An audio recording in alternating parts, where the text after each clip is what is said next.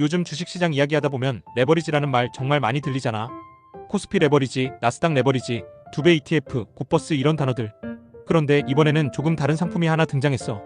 바로 삼성전자와 SK하이닉스 하나만 두배로 추종하는 단일 종목 레버리지 ETF야. 쉽게 말하면 삼성전자가 오르면 두배로 더 크게 오르고 떨어지면 두배로 더 크게 떨어지는 상품이 한국에 처음 나온 거지. 사실 이 소식을 듣고 시장 반응이 굉장히 뜨거웠어.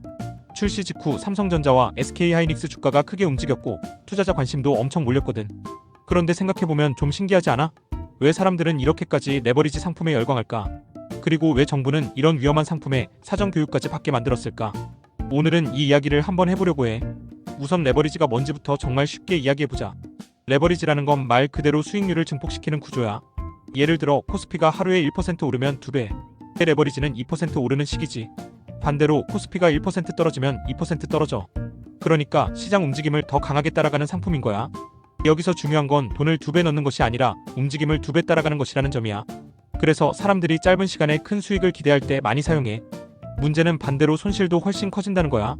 특히 레버리지는 시간이 길어질수록 사람들이 생각하는 것처럼 단순하게 움직이지 않아. 예를 들어 어떤 주식이 하루 10% 올랐다가 다음날 10% 떨어졌다고 해보자. 얼핏 보면 원래 자리로 돌아온 것 같지만 실제로는 손실이 생겨. 그런데 레버리지는 이 손실이 더 크게 누적돼. 시장이 흔들릴수록 자산이 더 빨리 깎여나가는 구조인 거지. 그래서 전문가들이 레버리지는 장기 투자용이 아니라고 말하는 이유가 바로 여기에 있어. 그런데 사실 우리나라에도 원래 레버리지 ETF는 있었어. 코스피 200 레버리지, 나스닥 레버리지 같은 상품들 말이야. 이건 시장 전체를 2배로 추종하는 구조였어. 즉 여러 기업이 섞여 있었기 때문에 어느 정도 분산 효과가 있었던 거지.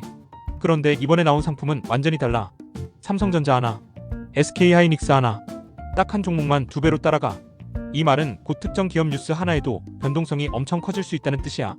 예를 들어 삼성전자 실적 발표가 예상보다 안 좋게 나오거나 미국이 반도체 규제를 발표하거나 AI 투자 분위기가 갑자기 식어버리면 어떻게 될까?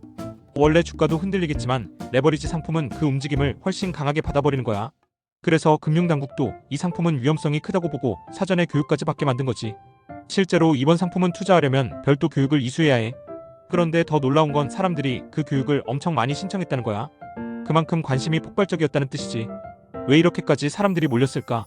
사실 지금 시장 분위기를 보면 어느 정도 이해가 가기도 해. 최근 몇 년 동안 AI 열풍이 정말 강했잖아. 미국에서는 엔비디아가 폭등했고 한국에서는 삼성전자와 SK하이닉스가 AI 반도체 수혜주로 떠올랐어. 사람들 머릿속에는 반도체는 계속 올라갈 것 같다는 기대감이 점점 강해지고 있었던 거지. 그런데 여기에 2배로 움직이는 상품까지 등장한 거야. 그러니까 단기간에 더 큰 수익을 기대하는 자금들이 몰리기 시작한 거지. 실제로 상품이 상장되자마자 삼성전자와 SK하이닉스 주가가 크게 움직였어. 투자자 자금도 엄청 들어왔고 거래량도 폭발했지. 그런데 여기서 조금 무서운 부분도 있어. 사람들은 ETF를 사고 있다고 생각하지만 결국 그 ETF는 삼성전자와 SK하이닉스를 다시 사게 되거든.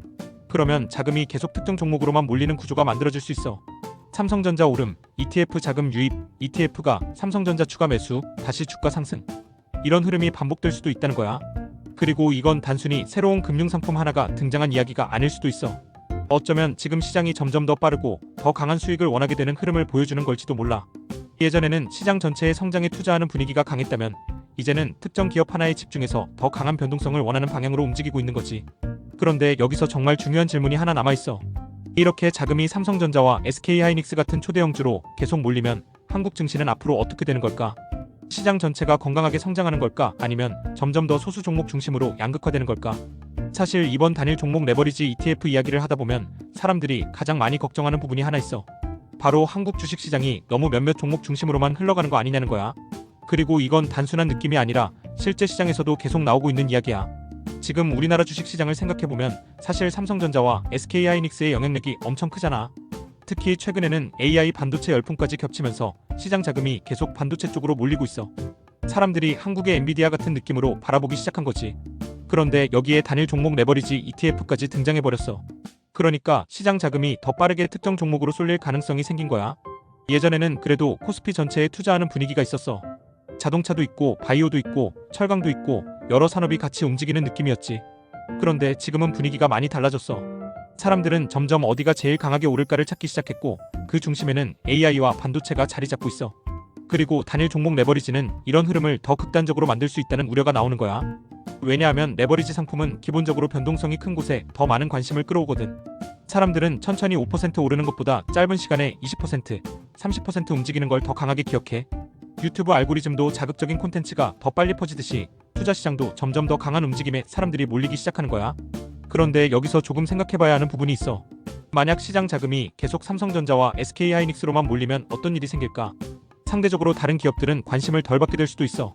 코스닥 중소형주나 전통 산업 기업들은 점점 더 소외될 가능성도 있는 거지. 실제로 최근 시장을 보면 지수는 오르는데 체감은 별로라는 이야기를 하는 사람들도 많아. 왜냐하면 일부 초대형주만 강하게 오르고 나머지는 그렇지 않은 경우가 많기 때문이야. 그래서 이번 단일 종목 레버리지 ETF를 단순히 새로운 투자 상품 정도로만 보는 사람들도 있지만 어떤 사람들은 한국 증시 양극화를 더 강하게 만드는 신호로 보기도 해. 돈이 돈을 부르고 관심이 관심을 부르는 구조가 만들어질 수 있다는 거지. 그리고 또 하나 흥미로운 건 정부와 거래소의 입장이야. 사실 예전에는 우리나라에서 이런 단일 종목 레버리지를 허용하지 않았어. 위험성이 크다고 봤기 때문이지. 그런데 결국 허용 방향으로 바뀌었어. 이유 중 하나는 해외 때문이야. 이미 미국에는 엔비디아나 테슬라 같은 단일 종목 레버리지 ETF가 있었거든. 그러다 보니 한국 투자자들이 해외로 가서 이런 상품을 계속 투자하기 시작했어. 그러니까 국내에서도 어차피 사람들이 해외에서 할 거면 한국에서도 만들자는 흐름이 생긴 거지. 그런데 이 부분은 조금 복잡한 감정이 들어. 시장 경쟁력이라는 측면에서는 이해가 돼. 한국 투자자들이 굳이 해외로 나가지 않아도 국내 시장에서 다양한 상품을 투자할 수 있게 된 거니까. 하지만 반대로 생각하면 시장이 점점 더 투기적 방향으로 가는 건 아닐까 하는 걱정도 동시에 생겨. 왜냐하면 레버리지는 결국 사람 감정을 굉장히 크게 흔드는 상품이거든. 수익이 날 때는 엄청난 속도로 올라가고 손실 날 때도 정말 빠르게 무너져. 특히 단일 종목 레버리지는 기업 하나에 모든 움직임이 집중되기 때문에 뉴스 하나에도 시장 분위기가 크게 출렁일 수 있어. 그래서 금융당국도 위험 경고를 계속하고 있는 거야. 그리고 사실 이런 흐름은 주식시장만의 이야기가 아닐 수도 있어. 요즘 사회 전체가 점점 더 빠른 결과를 원하는 분위기로 변하고 있잖아. 짧은 영상, 빠른 소비, 강한 자극. 투자 시장도 어쩌면 그 흐름 안에 들어가고 있는 걸지도 몰라. 예전에는 좋은 기업을 오래 들고 간다는 이야기가 많았다면 지금은 어디가 가장 강하게 움직이느냐가 더 중요해지고 있는 느낌이 있거든. 물론 새로운 금융상품이 나오는 것 자체가 무조건 나쁜 건 아니야. 투자 선택지가 다양해지는 건 시장 발전이라고 볼 수도 있어. 실제로 어떤 투자자들에게는 단기 전략용으로 활용 가치가 있을 수도 있지. 하지만 중요한 건 이 상품이 어떤 구조인지 제대로 이해하고 들어가는 거야. 단순히 삼성전자니까 안전하겠지라고 생각하면 오히려 위험할 수도 있어. 왜냐하면 이건 삼성전자 주식을 사는 것과는 전혀 다른 성격의 상품이거든. 그리고 어쩌면 지금 우리에게 필요한 건 얼마나 빨리 돈을 벌 수 있느냐보다 시장이 어디로 가고 있는가를 한번 차분하게 바라보는 시선일지도 몰라. 지금 한국 시장은 점점 더 소수 기업 중심으로 움직이고 있고 사람들은 점점 더 강한 변동성을 원하고 있어. 이번 단일 종목 레버리지 ETF는 어쩌면 그런 시대 분위기를 가장 상징적으로 보여주는 상품인지도 모르겠어.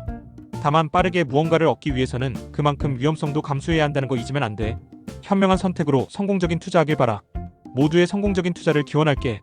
구독, 좋아요 누르고 함께 부자 되자.